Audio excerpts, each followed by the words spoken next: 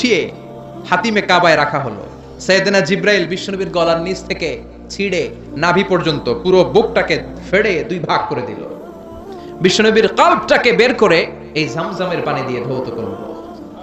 সুবহানাল্লাহ পড়বেন না? আবার লাগিয়ে দিল, এটাকে আরবিতে বলে শাক্কুস সাদর, উর্দুতে বলে সিনা চাক, ইংরেজিতে বলে ওপেন হার্ট সার্জারি। বিশ্বনবীকে যে সমস্ত সাহাবারা তাদের পুরো জীবনে খালি গায়ে দেখেছে, উদম গায়ে, গায়ে জামা নেই, তারা বলেছে আমরা দেখেছি বিশ্বনবীর গলা থেকে নাভি পর্যন্ত কেমন যেন শিলায়ের মতো দাগ দেখা যায়। ওপেন হার্ট সার্জারির প্রমাণ চিৎকার করে পড়বেন আল্লাহু আকবার।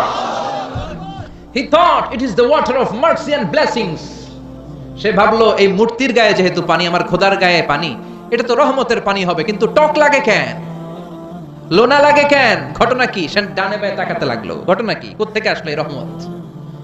রহমত কোত্থেকে আসলো?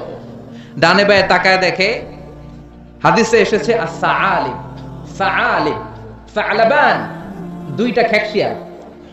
ওয়াজে আমরা বলে থাকি কুকুর, ওয়াজে বলে থাকি কি বোঝানোর জন্য কুকুর, আসলে দুইটা খেকশিয়াল। দেখলেন যে একটা খেকশিয়ালের ওই জায়গা দিয়ে এখনো পড়তেছে রহমত।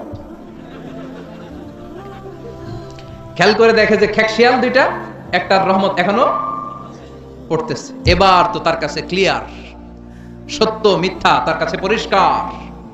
ফাযাহারাল হক, সত্য তার কাছে পরিষ্কার, তার বুঝতে আর বাকি রইল না এটা মোটেই রহমতের পানি না, এটা গজবের পানি। ঠিক কি না? রেগে গেল, হায় হায়, এতদিন এটারে ভাবছি খোদা, এখন দেখি হুদা। এতদিন ভেবেছি এটাই আমার রব, এটাই আমারে বাঁচাবে, মৃত্যুর সময় এটাই আমাকে আরাম দিবে, মৃত্যুর পরবর্তী জীবনে এটা আমাকে স্বর্গে পাঠাবে, আমার সারা জীবনের সব জিম্মাদারি এইটাই নিবে। এত আদর করলাম, এত দোয়া করলাম, এত ভালোবাসলাম এইটারে, এত কিছু চাইলাম এইটার কাছে, আজকে একটা খেকশিয়ালের পেশাবের পানি থেকে সে নিজেরে বাঁচাতে পারে নাই, কেমন করে আমারে জাহান্নাম থেকে সে বাঁচাবে? আকল খুলে গেল। আকল খুলে যাওয়ার সাথে সাথে দিয়েছে আসার। ভাঙা মূর্তিটা নিয়ে বিশ্বনবীর দরবারে এসে বলে, ও আব্দুল্লাহর বেটা মুহাম্মদ, এতদিন আমি বুঝি নাই তুমি এতদিন ধরে যেটার দাওয়াত দিয়েছো ওই দাওয়াতই আসল দাওয়াত। ঝিনুকের ভেতর লুকিয়ে থাকে যেমন মতি, ঝিনুকের ভেতর লুকিয়ে থাকে যেমন মতি, কলমা শাহাদাতে আছে আল্লাহর জ্যোতি, কলমা শাহাদাতে আছে আল্লাহর জ্যোতি। পড়েন, ঝিনুকের ভেতর লুকিয়ে থাকে যেমন মতি, ঝিনুকের ভেতর লুকিয়ে থাকে যেমন মতি, কলমা শাহাদাতে আছে আল্লাহর জ্যোতি, কলমা শাহাদাতে আছে আল্লাহর জ্যোতি। আল্লাহু আকবার। আল্লাহর সেই নূরের জ্যোতি তার হৃদয়টাকে উজালা করে দিল। এসে বলে, আব্দুল্লাহর বেটা মুহাম্মদ, এতদিন বুঝি নাই, আজ আমার চোখের পর্দা সরে গিয়েছে, হক আর বাতিল আমি ঠায় দিব্যি দাঁড়িয়ে বুঝতে পারছি। এই ভাঙা মূর্তির টুকরা আমার কপাল কেমন করে পরিবর্তন করবে, ও তো নিজের এই পেশাব থেকে বাঁচাতে পারে না।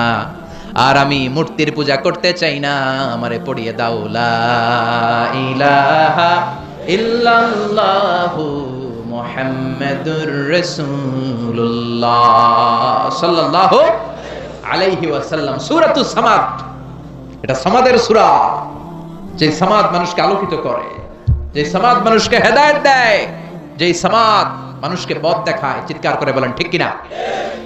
তাহলে তিনটা নাম আমরা জানলাম, এক হচ্ছে সূরাতুত তাওহীদ, দুই হচ্ছে সূরাতুল মারিফা, তিন হচ্ছে সূরাতুস সামাদ। আবার বলেন, এক হচ্ছে সূরাতুত, দুই হচ্ছে সূরাতুল, তিন হচ্ছে সূরাতুস। 100 পাবে, প্রশ্ন করলে 100তে 100 পাবে। আল্লাহ তুমি কবুল করো। এই সূরাটা অনেক বরকতপূর্ণ সূরা।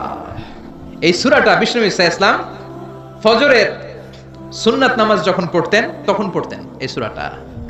মাগরিবের সুন্নাতে বিষ্ণু ঈসা ইসলাম এই সূরাটা পড়তেন। আবার যারা হজ উমরা করেছেন, তাওয়াফের পরে 2 রাকাত নামাজ পড়া সুন্নাহ, ওই 2 রাকাত নামাজের দ্বিতীয় রাকাতে বিষ্ণুনবী এই সূরাটা পড়তেন। তাওয়াফ করতে হয় না, একটা ঘর আছে, ওয়ালিয়াতাওয়াফু বিল বাইতিল আতীক, আল্লাহ বলেন আমার এই প্রাচীন ঘরটার চারদিক দিয়ে তাওয়াফ করো, সব নবীরা করেছে, তোমরাও করো, সুবহানাল্লাহ। ওইটা হচ্ছে মাসাবাতান লিন্নাসি ওয়া আমনা, গোটা বিশ্বের মানব মণ্ডলীর মিলন কেন্দ্র, লক্ষ লক্ষ মানুষ ওই ঘরটাকে কেন্দ্র করে মিলিত হয়।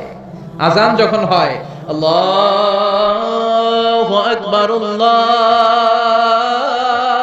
আকবার, আল্লাহু আকবার, আল্লাহু